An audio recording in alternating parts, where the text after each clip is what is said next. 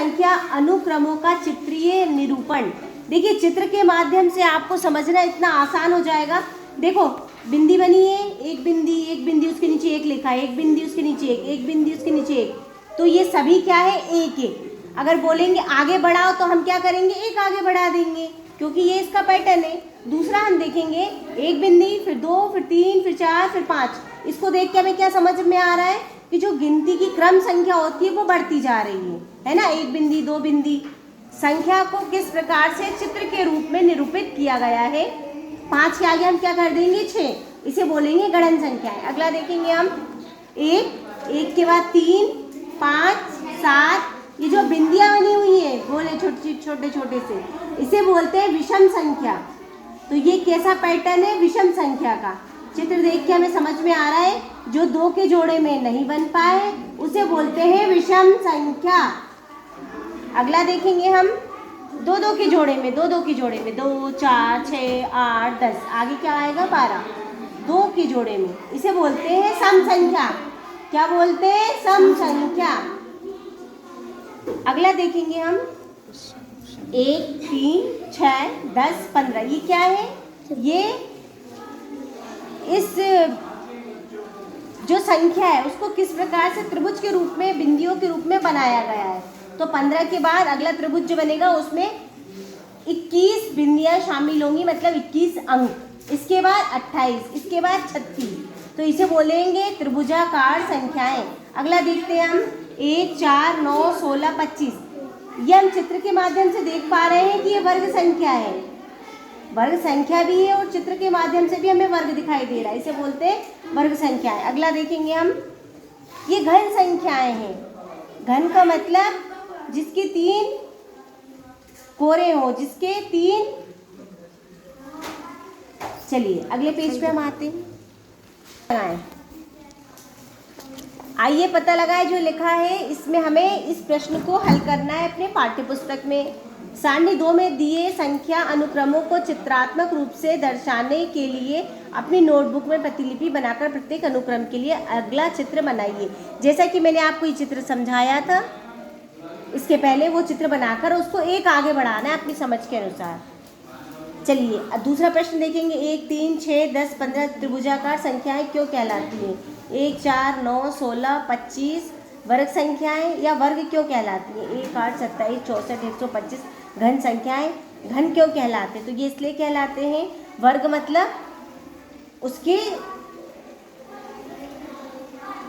लंबाई में, चौड़ाई में, ऊंचाई में उतना ही होता है, 2, 2, 2, 2, इसीलिए वो होता है वर्ग। और घन में 3 आयाम हो जाते हैं, लंबाई, चौड़ाई और ऊंचाई, और तीनों में कितने कितने होते हैं, 3 वर्ग इकाई। ये हो जाएंगी घन संख्याएं और ये हो जाएंगी वर्ग संख्याएं। इसे हम बिंदु के माध्यम से समझाएंगे, चित्र के माध्यम से बताएंगे। अगला तीसरा प्रश्न है, हाँ इसमें एक और चीज था, त्रिभुजाकार संख्याएं, क्योंकि इन जो अंक है इस अंक को हम त्रिभुज बनाकर समझा सकते हैं। जैसा कि हमने चित्र में देखा था किस प्रकार से, ये वाला चित्र दिखाओ। देखो 1, फिर 3 बिंदु से अगला त्रिभुज, फिर अगले बिंदुओं से 6 बिंदुओं से अगला त्रिभुज, 10 बिंदुओं से अगला त्रिभुज। तो इस प्रकार से क्योंकि ये जो अंक है इन्हें अगर हम बिंदु के माध्यम से दर्शाएं तो ये त्रिभुज का आकार निरूपित होता है, इसीलिए हम इसे त्रिभुजाकार संख्याएं कहते हैं। चलिए अगला प्रश्न हम देखेंगे, प्रश्न नंबर 3। आपने ध्यान दिया होगा 36 एक त्रिभुजाकार संख्या और वर्गाकार संख्या दोनों है, अर्थात 36 बिंदुओं को त्रिभुज और वर्ग दोनों में पूरी तरह व्यवस्थित किया जा सकता है। इसे स्पष्ट करते हुए अपनी नोटबुक में चित्र बनाइए। यहाँ पास देखिए, क्योंकि हमें मालूम है जो 36 है, 36 बिंदुओं से ये त्रिभुज भी बन रहा है, 36 बिंदुओं से ये वर्ग भी बन रहा है। इस प्रकार से हम देख पा रहे हैं कि 36 जो संख्या है, इसके जो अंक है, उन्हें बिंदुओं के माध्यम से वर्ग भी बनाया जा सकता है और त्रिभुज भी बनाया जा सकता है। अगला प्रश्न है, आप संख्याओं के निम्नलिखित अनुक्रम को क्या कहेंगे। देखिए ये संख्या है 1, 7, 19 और 37, और बिंदुओं के माध्यम से हम देख पा रहे हैं ये एक षट आकृति लिए हुए है जिसकी 6 भुजाएं हैं। इसी प्रकार हमें अगली आकृति बनाना है और उसकी संख्या लिखना है। इस प्रश्न को हम नोटबुक में हल करेंगे। क्या आप 2 की घात के अनुक्रम का चित्रीय निरूपण कर सकते हैं 3 की घात का? किस प्रकार कर सकते हैं? 2 की घात, अगर हम 2 की घात 0 लिखते हैं तो 1 आता है, इसलिए एक बिंदु बना हुआ है। फिर हम 2 की घात अगर 1 लिखेंगे तो 2 आएगा, तो ये 2 बिंदु बना हुआ है। 2 की घात अगर हम 2 लिखेंगे तो 2 दूनी 4, ये 4 बिंदु बना हुआ है, ये ऐसा चौकोर बनेगा। फिर 2 की घात यदि हम 3 करते हैं तो 2 का गुणा हम 2 में 3 बार करेंगे तो 8 आएगा, तो इस प्रकार से आकृति बनेगी। फिर 2 का गुणा 2 की घात अगर हम 4 करेंगे तो 16 आएगा, ये घन बनेगा, 2 घन बनेंगे।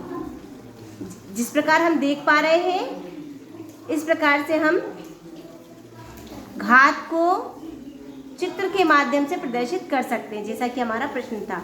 आगे देखते हैं 1.4 संख्या अनुक्रमों के बीच संबंध।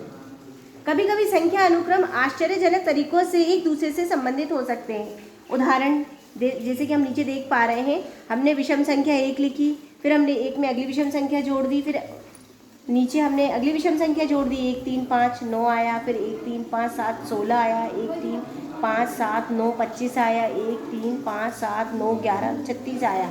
तो हम देख पा रहे हैं कि किस प्रकार से विषम संख्या को जोड़ने में हमें वर्ग संख्या प्राप्त हो रही है। तो ये पैटर्न अपने आप बन रहा है, हमें सिर्फ इसको समझना है। ऐसा क्यों होता है? क्या आपको यह लगता है कि सदैव ऐसा ही होता रहेगा? इसका उत्तर है कि यह पैटर्न सदैव ही चलता रहेगा। अब आप सोच रहे होंगे कि ऐसा क्यों है। जैसा कि पहले बताया जा चुका है, ऐसा पैटर्न होने का कारण उतना ही महत्वपूर्ण और रोमांचक है जितना कि वह पैटर्न स्वयं। एक चित्र इसे स्पष्ट कर सकता है। एक चित्र द्वारा इस तथ्य को समझने में सहायता मिल सकती है। स्मरण कीजिए कि वर्ग संख्या एक वर्ग ग्रिड में बिंदुओं की गिनती करके बनाई जाती है। एक वर्गाकार बिंदु ग्रिड में विषम संख्याओं 1 3 5 7 के बिंदुओं को कैसे बांटा जा सकता है? आगे बढ़ाने से पहले इसके बारे में हम एक क्षण के लिए सोचेंगे। नीचे दिए गए पैटर्न में दिखाया गया है कि यह कैसे किया जा सकता है। देखिए, एक बिंदु, इसके बाद ये 3, फिर ये 3 के बाद कितने 5, फिर 7, फिर 9, फिर ये हम देख पा रहे हैं कि किस प्रकार से ये, और जब हम इन्हें जोड़ रहे हैं तो हमें किस प्रकार से वर्ग संख्या प्राप्त हो रही है। क्योंकि इस प्रकार का चित्र किसी भी माप के वर्ग के लिए बनाया जा सकता है, अतः यह स्पष्ट हो जाता है कि विषम संख्याओं को जोड़ने पर वर्ग संख्याएं क्यों प्राप्त हो जाती हैं। इसी प्रकार एक अन्य चित्र बनाकर क्या आप बता सकते हैं कि प्रथम 10 विषम संख्याओं का योग क्या है? अब एक ऐसे ही चित्र की कल्पना कीजिए या आवश्यकता अनुसार आंशिक चित्र बनाकर क्या आप बता सकते हैं 100 विषम संख्याओं का योग क्या है? ऐसे चित्र की कल्पना कीजिए और आवश्यकता अनुसार छोटे आकार में बनाकर इसे समझाइए। देखिए, आगे हमें पैटर्न लिखा है इसी प्रकार से, ये हमें जोड़ के दिखाया गया है। हमें अब 100 तक की विषम संख्याओं को जोड़ के बताना है। आइए पता लगाएं, ये जो हमें प्रश्न दिए हुए हैं यहाँ पे 8-9 प्रश्न, इसे हमें अपनी अभ्यास पुस्तिका नोटबुक में हल करना है। हम प्रश्न को पढ़ेंगे। गणन संख्याओं को ऊपर और नीचे जोड़ने पर अर्थात 1 और 1 + 2 + 1, 1 + 2 + 3 + 2 + 1 से वर्ग संख्या क्यों प्राप्त होती है? क्या आप इसके लिए चित्रीय स्पष्टीकरण दे सकते हैं? तो हम इसको करेंगे।